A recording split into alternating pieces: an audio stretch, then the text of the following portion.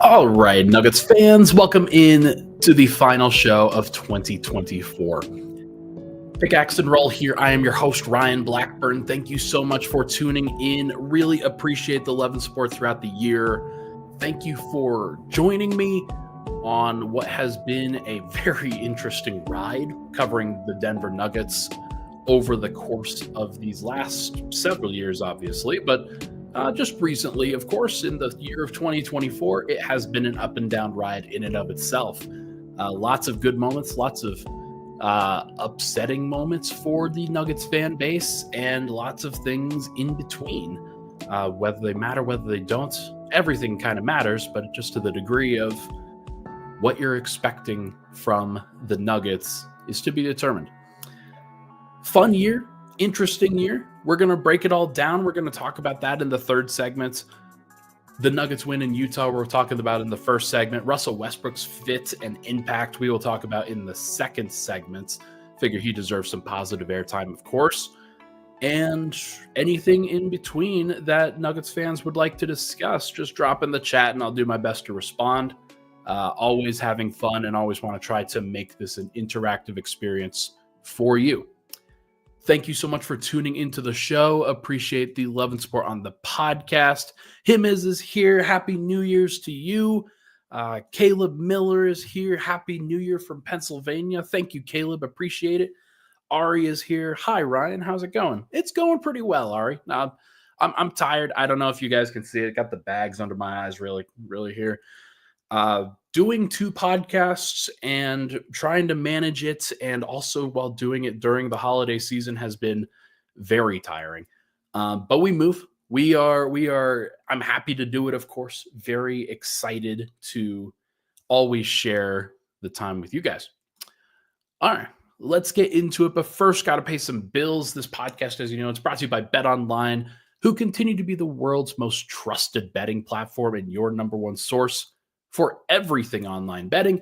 From the earliest odds to in-game live betting, BetOnline provides you with all the action and the ability to watch the games as they happen.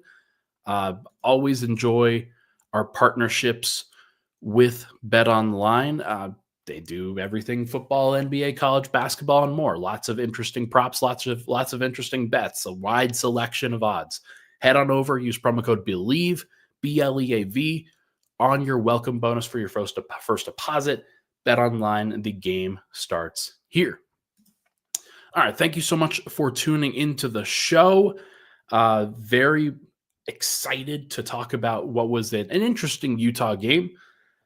Denver wins 132-121. Didn't get defense into this game until they had to. Denver scored 36 points in the first quarter, 28 points in the second quarter, 34 in each of the third and fourth. But the difference in this game, Utah scored 37 in the first, 29 in the second, but only 23 points in the third quarter. The Nuggets turned it up. They turned over the Utah Jazz. Something that Jokic said, I believe it was either last year or the year before, good teams find a way to win and bad teams find a way to lose. And that could not be more apparent, in my opinion, watching the Utah Jazz. They do force you to try. They do force you to, and especially when Denver's not going to play that hard of defense, they're going to make enough shots to keep you honest, I guess. But they had 16 turnovers, and most of them were unforced errors by Utah. It wasn't like the Nuggets were getting up into the grill of these guys and really trying to bother them. Denver was just kind of playing shell defense for most of the time, and Utah was passing the ball out of bounds, dribbling the ball off their foot, dribbling into a crowd. It was not a massively awesome game from the Utah Jazz, but good teams find a way to win, and the Nuggets found a way to win. I think that they are a good team. We got to talk about the stat lines. Of course, I'm talking about Michael Porter, 21 points on 18 shots. Christian Braun, 20 points, 9 of 12 from the field. He had like 18 fast break points, I believe. Just a very tremendous a tremendous effort from Christian Braun in transition, just running every single time he had the opportunity to, and the Nuggets paid him off a lot. It was really good to see. 9 of 12 from the field for Christian. Jamal Murray goes for 20 points and 10 assists. solid game for him. Won't say it's the most efficient game that he's ever played, but still good enough. Good enough for what the Nuggets needed. And that's it. That's all that happened.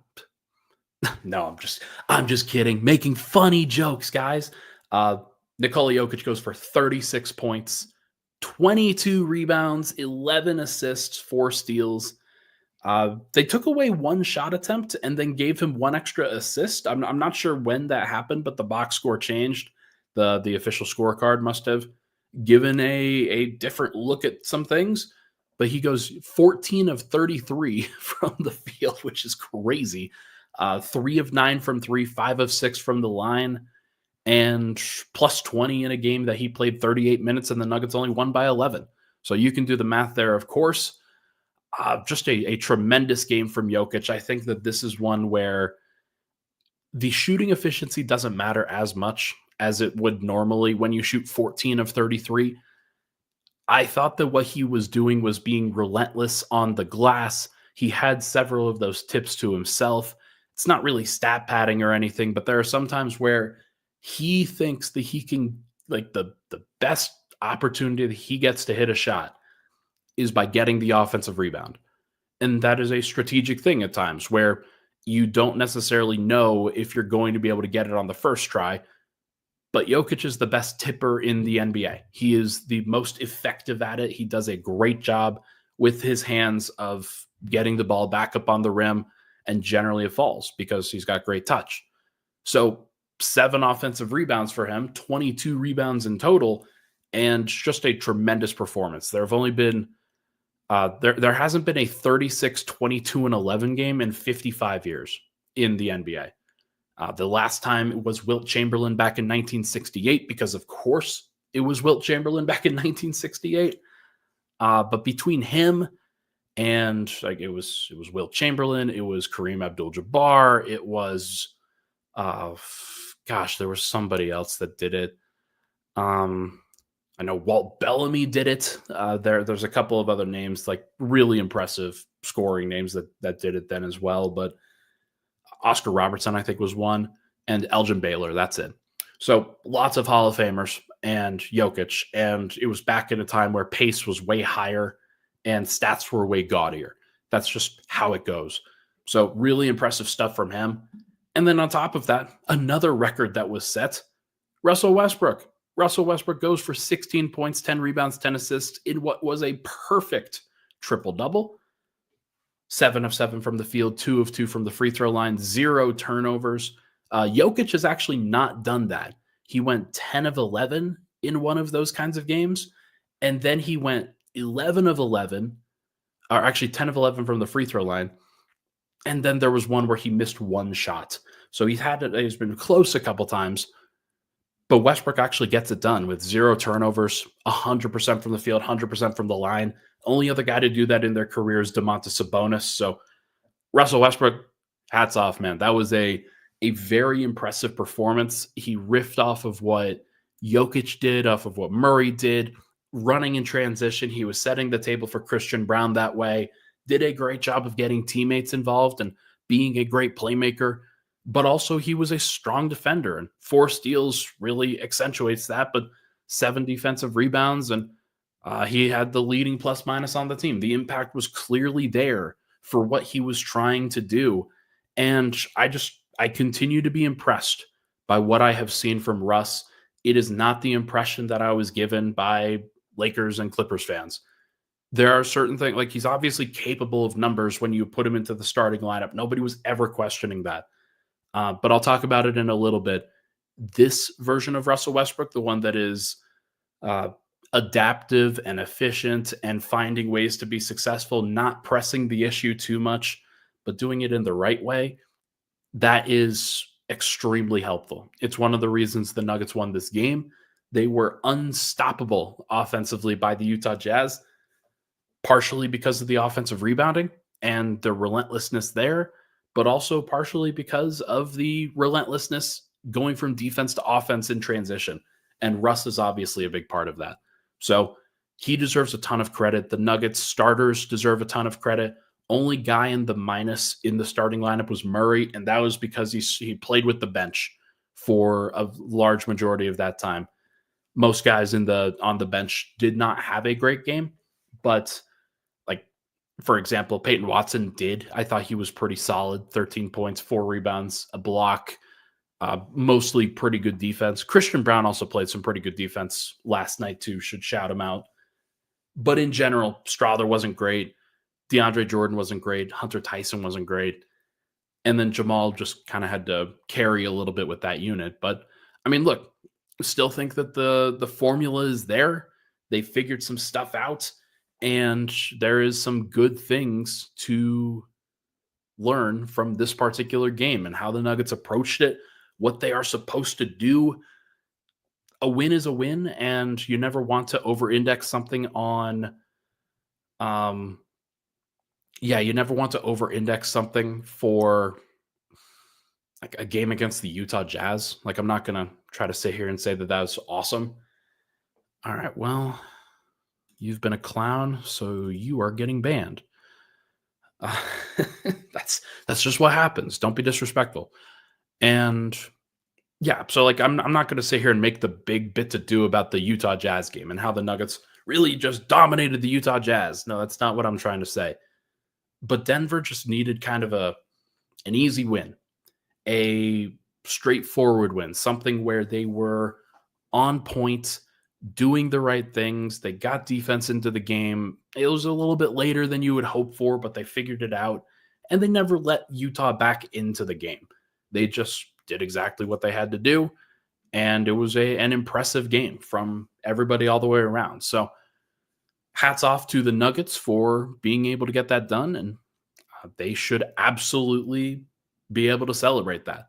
Couple teams, couple team wins that they had against Detroit and Utah, but nobody's going to complain about those wins. These are the games that I'm talking about that the Nuggets have to be racking up. They've already lost some games against Washington, against New Orleans, against Portland. Like, these are the kinds of games that they have to stack. And if they can consistently win those by 10 to 15 points, I'm not going to be bothered by it. Like, that's what they should do. Other teams will win them by 25 or 30 because they really want to press their foot on the neck of these teams. It doesn't have to be Denver style. It really has never been Denver style. They do enough to win, and then they're good. And they should be trying to save as much energy as they possibly can, especially when Jokic is averaging 37 minutes a night, Murray's averaging 37 a night, and Aaron's already dealing with injury issues. So do what you got to do, get the job done, and then go home. It's a perfectly reasonable thing. All right. Let's take a break. When we come back, we're going to talk about Russ. Obviously, there's a lot of dialogue about Russell Westbrook. When you have a perfect triple-double, absolutely should be talked about. We're going to talk about him on the other side here on Mile High Sports.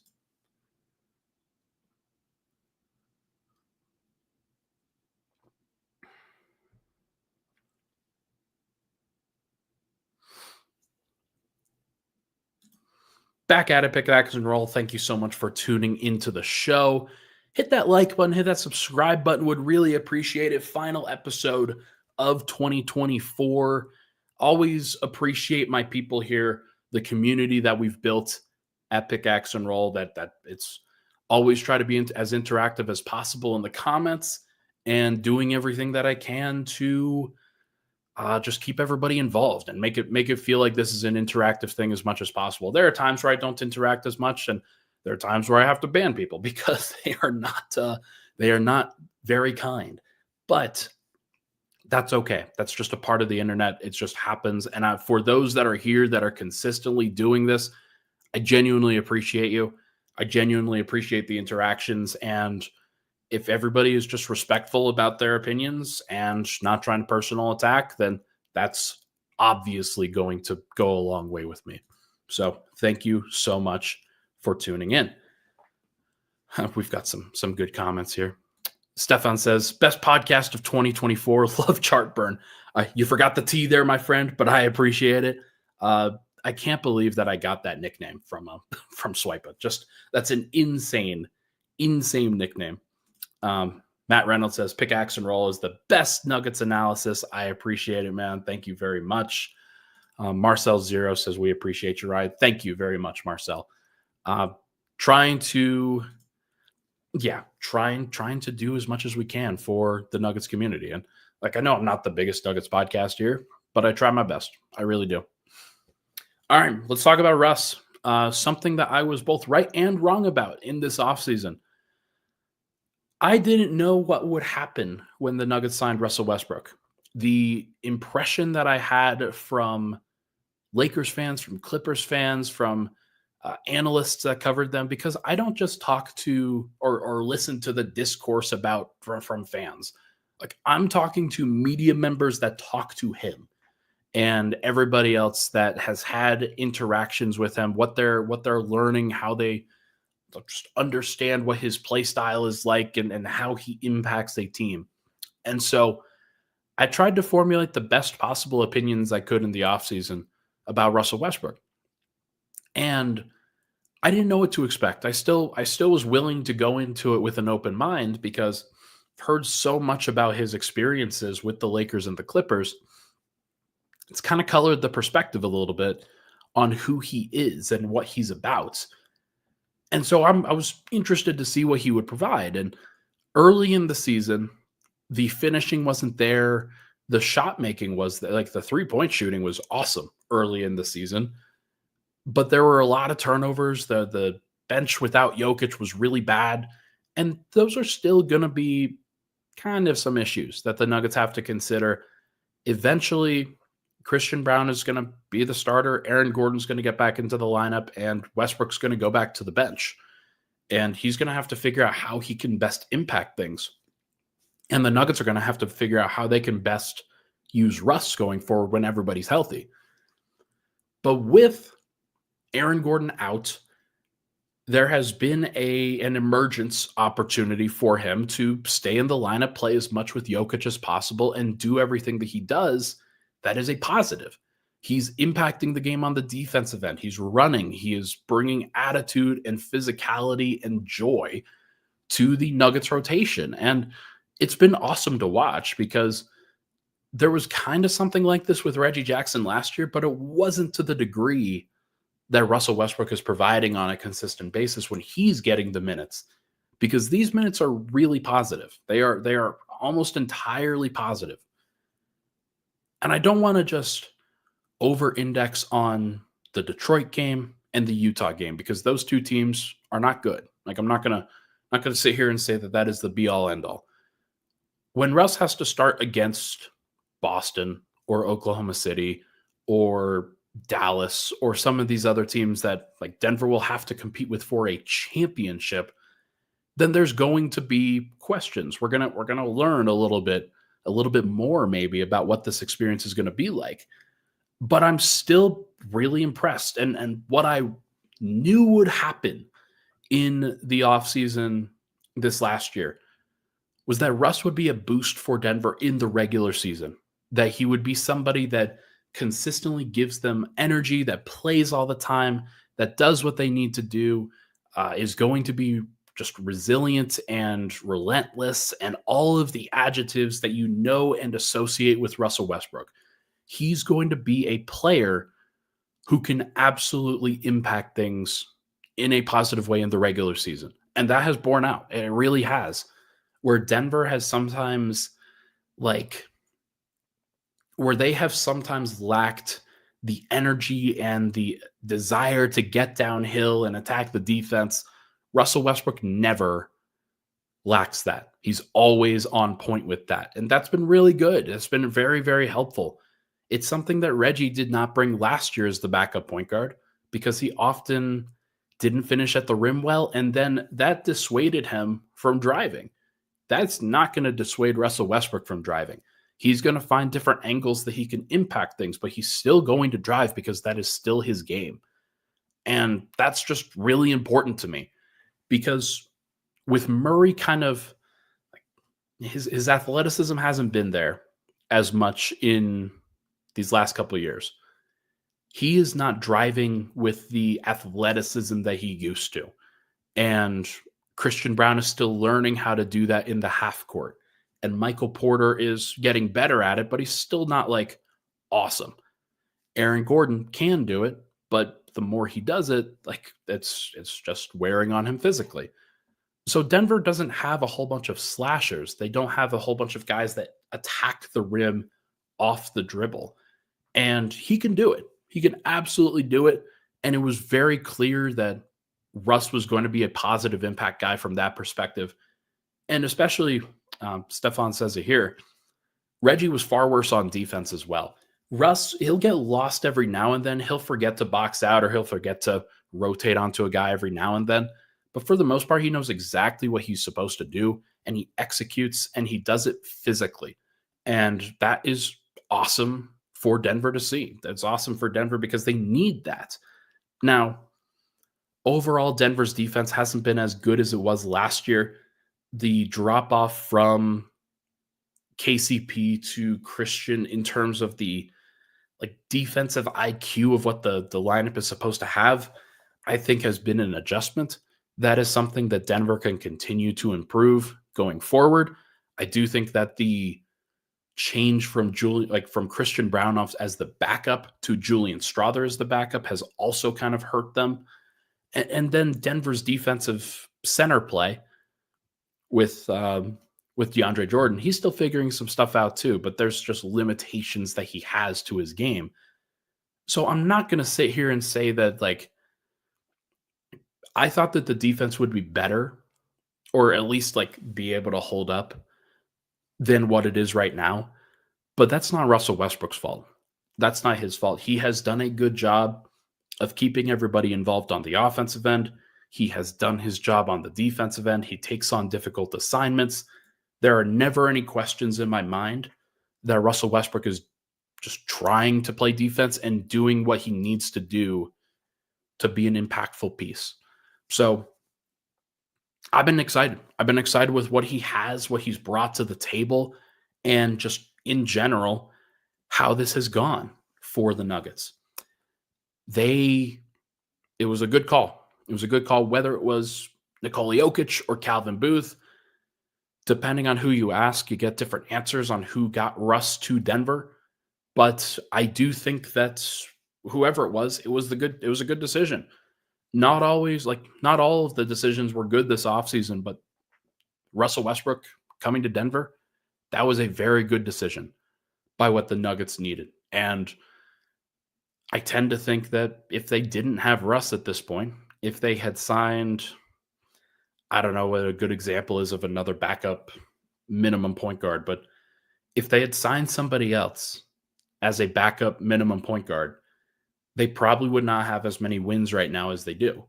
They're 18-13. It's a pretty good spot for them to be, considering that they haven't played that great. They might be 16-15 if they didn't have Russell Westbrook. So big time for Denver. They definitely made it happen. And I'm excited to see where it continues to go in 2025. I don't want to put too much pressure on Russ, because I still remember him shooting 26% in the playoffs for the Clippers. I still remember kind of him falling apart a little bit when a team really was able to game plan for his skill set, and he didn't adjust. He wasn't able to adjust. And that's a problem. There's still some things that he's got to figure out. Fortunately for Denver, they've got the best player in the world and the best floor raiser in the world in Nikola Jokic. And his connection with Russ has been great. I tend to think that the connections that Westbrook had with the other superstars around him, Kawhi Leonard, Paul George, James Harden, and LeBron James and Anthony Davis, I just can't imagine those guys were really like on board with what Russ was doing the way that Jokic is. Maybe they are. Maybe they're still fine. But I tend to think that Jokic is going to be able to find a way to keep Russ involved and at his best, or close to his best, when the playoffs come around. I don't think it's going to be entirely like that series that Russ had last year against Dallas. I don't think that that's going to be what we see. There's still time for me to change my mind on that, but I'm just hopeful that he can find a way. It would be great if he could find a way. Denver needs him to find a way because of their roster construction. They just need him to be impactful. We'll see if he can be. All right, let's take another break. When we come back, we are going to go over 2024. I think that this is a fun year, an interesting year for the Nuggets, but definitely one that was up and down. We'll talk about it on the next segment of Pickaxe and Roll.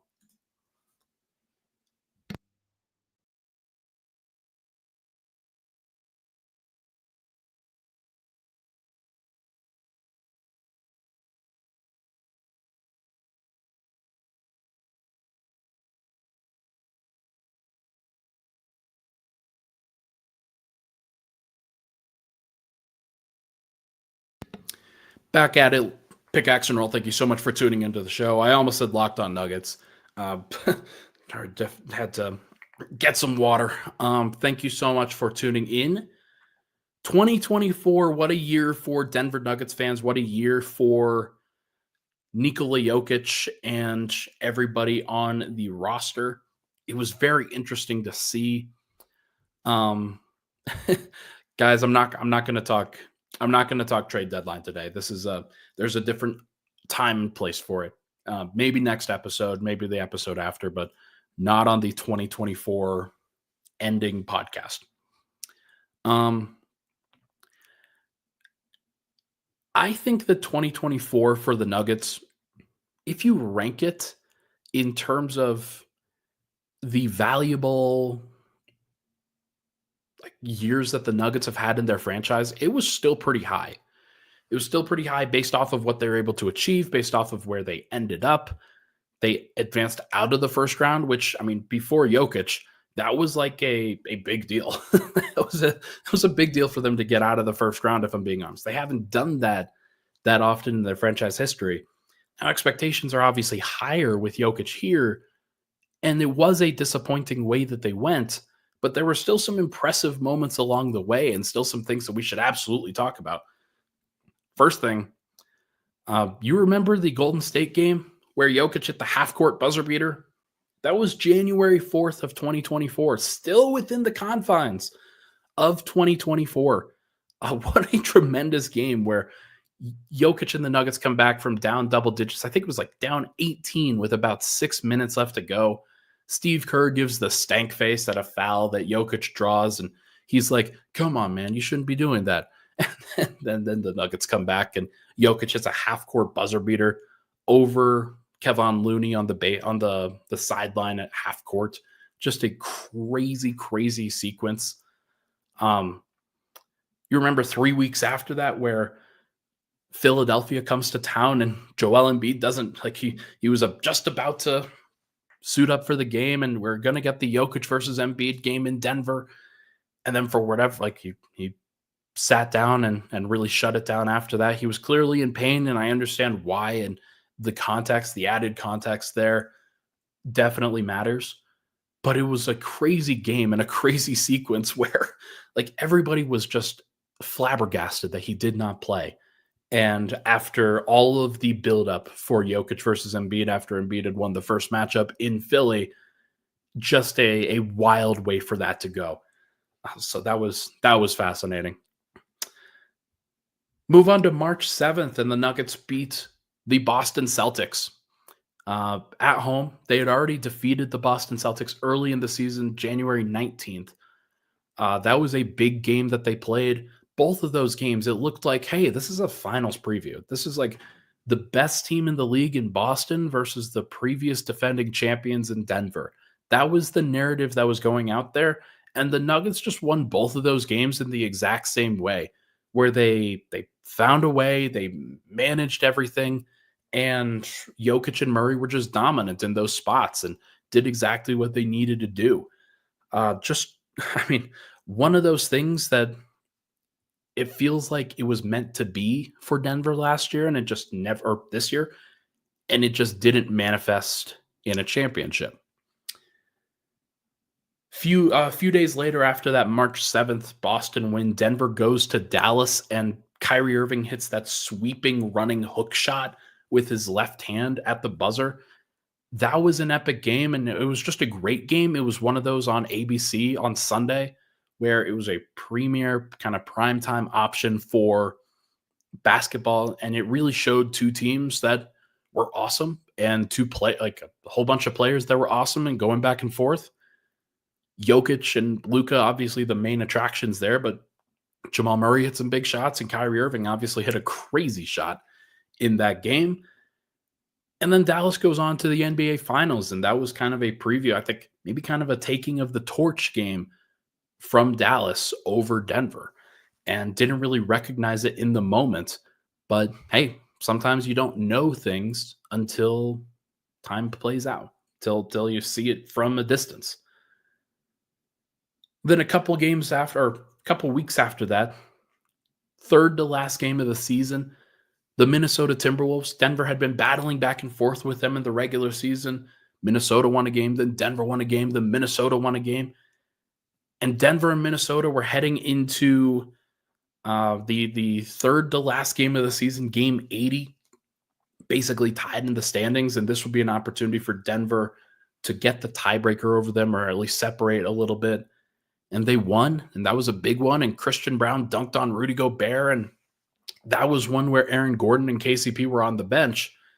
And Denver had Jokic, Murray, Porter, Christian Brown, Peyton Watson on the floor. And they closed out that game and were awesome. And it makes me think that, man, maybe Peyton Watson should have played in the playoffs with the way that he played that. But just one of those awesome games. That was a great moment for the Nuggets. And then it came crashing down the next game when they lost to San Antonio. I can't believe that they lost to San Antonio in that manner. Game 81, it was a pretty ugly performance from Denver. They lost at the buzzer to, I think it was like, man, it wasn't Bryn Forbes. That's a throwback to the past. It was somebody like that who hit the buzzer beater, and San Antonio didn't have anything to play for. They were just playing for pride. They were playing to spoil things for Denver. Wemby went crazy, and then somebody hit a game-winning shot over Denver. It wasn't like DJ Augustine or anybody like that. Oh, Devontae Graham. Him has it in the comments. Devontae Graham floater over Jamal Murray. I remember it now in transition, and we're just wondering, what the hell just happened? Is Denver going to lose the 1 seed? Are they going to lose the 1 seed? And they lost the 1 seed. And that changed the complexion of the playoffs because it forced Denver into the bracket with the Lakers on their side after the Lakers won. And more importantly, the Minnesota Timberwolves on their side. The Lakers, you get the crazy shots from Jamal Murray. He hits a buzzer beater in game 2 and game 5. Denver's still the Lakers' daddy clearly in this moment. And it just feels like they have never really let go of that. The Lakers, they can't get out from under Denver's shadow at this point. That was a 3-1, and then Murray hits the game winner in game 5, and that was a big one. That was a big deal, of course. Denver gets out of that series in 5, but the Lakers forced them to work hard. Every single one of those games was a grind for Denver. And ultimately, they had to figure out what they were supposed to do. And then they weren't ready for Minnesota. Game 1, Minnesota. Game 2, Minnesota got blown out effectively in both of those moments. Game 3, Game 4, Game 5, Denver bounced back, and it looked like they were going to advance. It looked like they were going to make it happen, despite the fact that Games 1 and 2 looked like the team was about to quit. And then they find a way to lose that series. Game 6, they get blown out by 45 points. And Game 7, Denver's up 20 at half, and they lose. They still find a way to lose because they can't make enough shots. Nobody outside of Jokic and Murray is scoring. And those guys just didn't have enough juice at the end of the rope. That was a tough way for 2024 for that season to end. And we're now in the final bit of 2024, but jumping into the 2024-25 season. Denver had lost KCP in the offseason. They didn't really replace him with anything. They did get Russell Westbrook, which turned out to be great. They got Dario Saric. We were excited about that. Turned out to not be so great. They got Deron Holmes, very excited, and then he tore his Achilles in Summer League. And so Denver's had these up and down moments, and that last one with Deron just incredibly horrible, where Denver thought that they were going to get some reinforcements in the front court. Not going to get it. Not gonna get it, unfortunately. So they've had to figure things out. They still have to figure some things out. I tend to think that there are still some things for them to navigate, still some things for them to figure out.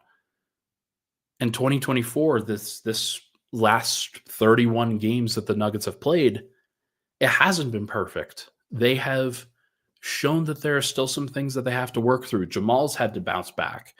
Michael Porter is in trade rumors and dealing with it, I think, pretty well, but still in trade rumors.